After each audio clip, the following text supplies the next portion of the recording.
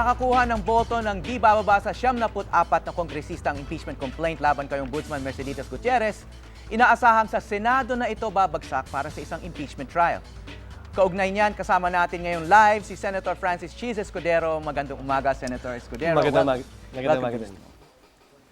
Maaring umabot ng ilang buwan itong impeachment trial na kung umabot nga ng Senado. At alam ko marami pa kayong ibang ginagawang trabaho. Ano yung mga priorities na posibleng masagasaan ng trial na to? Well, una sa schedule na lamang, lahat ng bill tatamaan. Dahil kung susundin yung nakaraang impeachment ni Pangulong Estrada, umaga ginawa yung sesyon, hapon hanggang gabi ginawa yung impeachment. Ang mangyayari nito, wala na munang committee hearings dahil bawal mag-committee hearing habang may plenary session. At yung commission on appointments, tatamaan din. Patungkol sa mga halagang panukalang batas, marami. Pero dun sa mga, halimbawa sa House, dun sa mga pabor sa RH Bill, tatamaan yun. Yung mga ayaw yung RH Bill, tuwan-tuwa sila syempre. So maraming importanteng bagay na may tatabi natin muna, no? Dahil dito sa impeachment trial. Pero isa yun sa titimbangin namin din dahil marapat at importante na pantay-pantay ang pagtrato ng lahat ng ito. Hindi naman dapat isang tabi, bitawan at kalimutan yung iba dahil lamang may ganito. Alam ko nakaschedule na rin matapos yung termino ni Ombudsman Gutierrez, no, sa December. Pakipaliwanag lang sa audience, bakit pa kailangan ituloy ito kung bababa rin naman siya sa pwesto sa December? Actually, October 2012 matatapos yung kanyang termino. Humigit kumulang 1.5 taon. Matatapos ang impeachment kung sakasakali katapusan ng 2011 at most. So, 10 taon na matitipid kung sakasakali. Pero para sa akin kasi, proseso ito na dapat nating sundan, proseso ito na dapat nating susugan dahil sinimulan ng House at obligasyon at trabaho namin na susugan ito sa Senado sa trial. Okay. So, talagang inaasahan nyo na aabot sa Senado, right? Malamang sa malamang, dahil sa binibitawang salita ng mga taga-kamara, mukhang sufisyente yung kanilang numero. 94 votes lang ang kailangan nila. At matapos magbigay ng utos ang Liberal Party, ayon kay Secretary Carandang, may party stand na daw, mukhang kayang-kaya nilang marating yung numerong yan. Okay. So, ano naman ang kailangang paghahanda ng mga senador para sa trial na to? Ginagawa na namin yung rules on impeachment. Hopefully, maaprobahan namin yan. Pero hindi namin pwedeng dinggin yan bago kami mag-recess sa March 24 dahil merong 2-week publication na requirement yung rules. Baka ma-technical na naman kasi kami ng Korte Suprema. So malamang sisimulan dinggin yan ng Senado sa May 8 pag-resume namin muli ng sesyon sa araw na yon. Pangalawa, importante sa bawat senador, abogado man o hindi, na mag-review at brush up na ng konti sa rules on evidence. Dahil trial ito, bagaman suppletory at liberally construed yung rules on evidence sa rules of court, importanteng alam at naintindihan niya ng bawat senador na umuupo bilang judge. So, sa katapusan ng trial, kailangan bumoto ang mga senador. Kailangan 2/3 vote para ma-convict, right? 2/3 vote. At ang required vote ay 16 sa aking pananaw. Dahil pagbalik-balik ta rin, kahit si Pangulong Aquino ay hindi na senador, kahit si Senador Lacson ay hindi naman nakaka-attend, ang bilang pa rin ng pagbabasihan ay 24. At para marating yung 2/3, kailangan ay 16. Binasa ko yung deliberations ng Senado nung inaprubahan yung rules ng panahon ni dating Pangulong Estrada. Magandang tanong doon ay, pwede bang mag-abstain ang isang senador? Sabi ng ilang senador, dapat daw bumoto ng guilty or not guilty at no choice daw ang senador.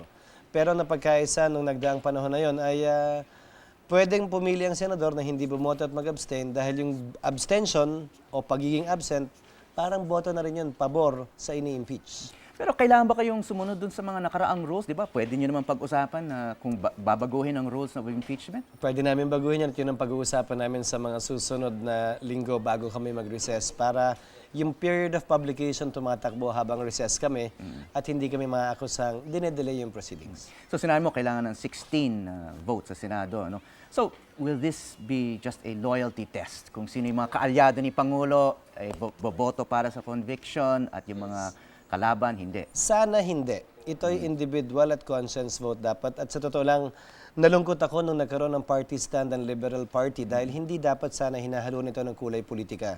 Nung kami ang sumusubok mag-impeach noon kay Pangulong Arroyo, nainis at nabuisit kami na nagkaroon ng party stand para pagtanggol siya. Ito ganun din. So, kung hindi lang alyansa ang pagbabasihan, ano dapat ang pagbabasihan ng mga Ebidensya desisyon ninyo? lamang. Oo.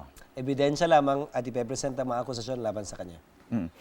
So, sa karanasan natin sa impeachment trial ni dating Pangulong Estrada, ano yung mga aral sa mga senador, sa Senado? Well, sana walang mag-walkout. Sana matuloy talaga yung proseso kasi kung sakasakali, ito ang kauna-unahang impeachment na talagang matutuloy. Sa kasaysayan ng Pilipinas, may impeachment laban kay President Quirino, laban kay President Macapagal, laban kay President Marcos, laban kay Ombudsman Diserto, ilang COMELEC commissioners, laban sa isang Chief Justice. Pero hanggang House of Representatives lamang yun, pinatay na. Isa lamang ang nakarating sa Senado na impeachment sa kasaysayan natin, nag-walk out pa. Ito ang first time kung sakasakali na may matatapos tayong impeachment sana at magkakaroon dun sa darating sa punto ng botohan na guilty or not guilty. Para sa akin, importante yan para patunayang kaya nating resolbahan ang hindi natin pagkakasundo-sundo sa isang mapayapa at demokratikong proseso. May mga kongresista na nawiwili yata sa triumph nila sa House, no? Pinag-uusapan na susubukan daw i-impeach yung ibang executives, no? Yung Supreme Court Justice in particular. Ano ba to? Umpisa na ba to ng mga sunod-sunod na impeachment hearing, impeachment proceedings at aabot pa sa Senado? Sole discretion ng House of Representatives ang pag-initiate ng impeachment proceedings. Ang trabaho lamang ng Senado ay itry ito. Ang sa akin lamang, sana kumpletuhin nila yung proseso, talagang masusi nilang pag-aralan. Sana hindi ganun kagaang yung kamay nila pagdating sa pagsasampa ng impeachment complaint sa Senado dahil baka sa dulo wala na kaming gawin kung hindi yan na lamang. Tapos kami ang aakusahan na walang batas na naipasa. Sana hindi maging magaang ang kamay nila sa bagay na yan. Okay, on that note, the nation is watching. Maraming salamat po, Senator Thank you. Chis Thank you. Escudero. Thank you. Thank you.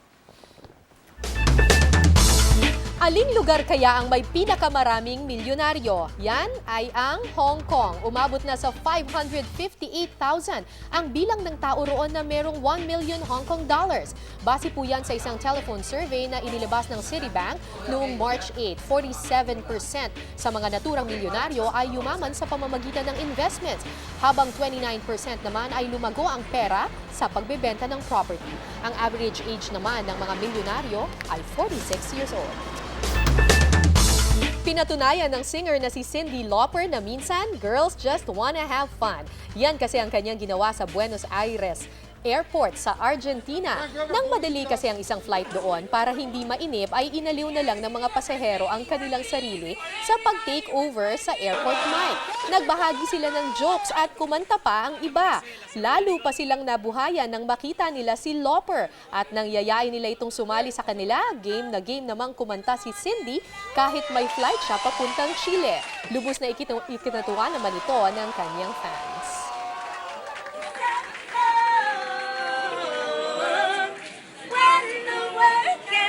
Firma de acá si querés.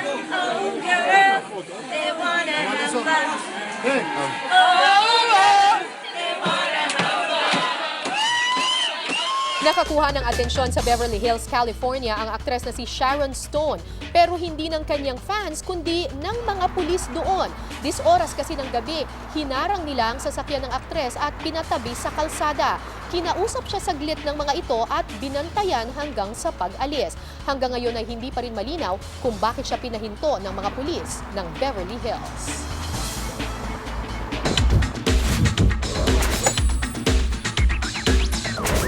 Sa mga nagsisimula pa lang, ang karaniwang nakukuhang trabaho ay contractual o yung hindi pang matagalan. Kung kayo'y nasa ganitong sitwasyon, posible nga bang makaipon? Ang payo ng isang financial expert, pakinggan natin sa Kita Mo Na.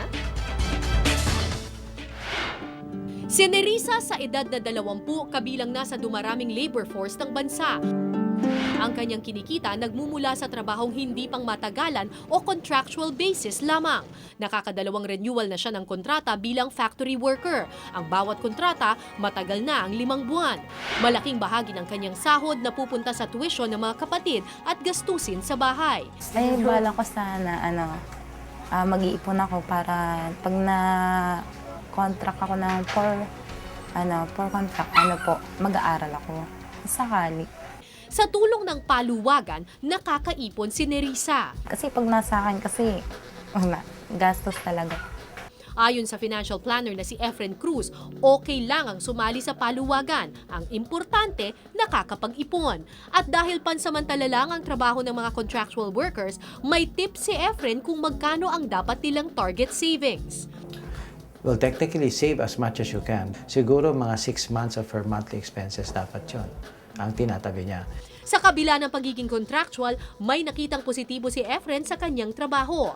Very wise, nakahanap siya ng walking distance na sa kanila at meron pa siyang opportunity mag-overtime, so halos dumodoble ang kanyang sweldo. Ano naman ang masasabi ni Nerissa? Ang pinakagusto ko kasing nasabi sa akin ni Sir Efren na yung gumawa ng ledger, yung mga iniipon mo, ililista mo kung para kanino yun. At least, malalaman mo na kung sakaling galawin mo, ay, hindi pwede kasi nakalaan pala to sa kanya. Sa positibong attitude at tamang diskarte, may maiipon ang tulad ni Nerissa bago pa matapos ang kanyang kontrata. At susunod,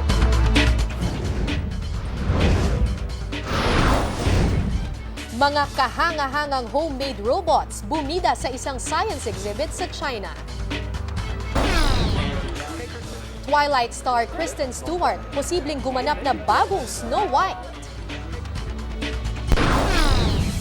May salo-salo ba kayo sa weekend? Suggestion namin, kakanin pika-pika. Kung paano yan gawin, alamin sa Eat and Run. Yan at iba pang balita at impormasyon sa pagbabalik ng News to Go.